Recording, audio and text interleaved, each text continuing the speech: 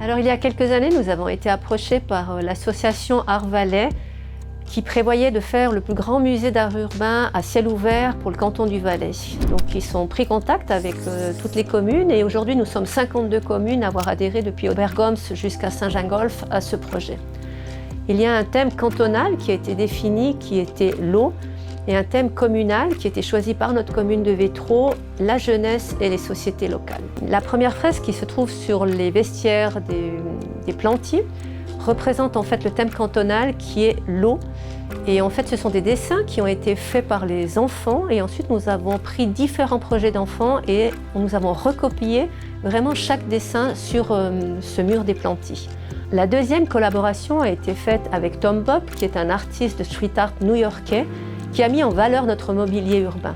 Vous avez pu voir par exemple au Plantier où vous avez le parc à vélo, où on a l'impression qu'on a deux petits enfants qui jouent du xylophone.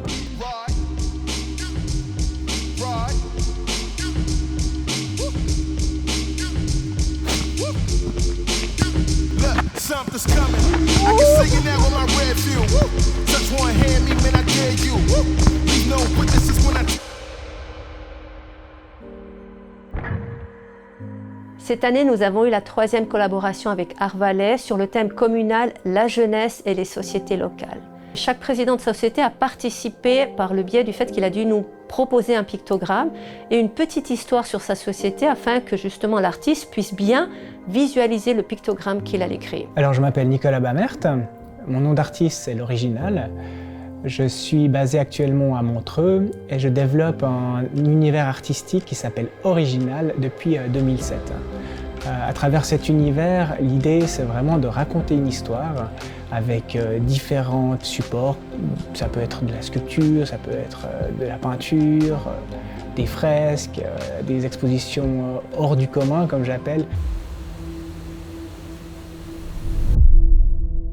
Pour moi, l'idée était tout de suite assez claire, c'était de mettre en évidence ces associations par mes petits bonhommes qui ont toujours la joie sans coup.